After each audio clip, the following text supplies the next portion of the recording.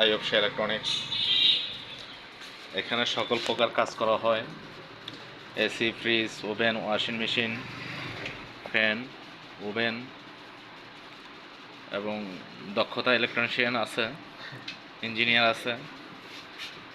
যদি কারো হোম সার্ভিসের প্রয়োজন হয় যোগাযোগ করবেন, লোক চলে যাবে নাকি।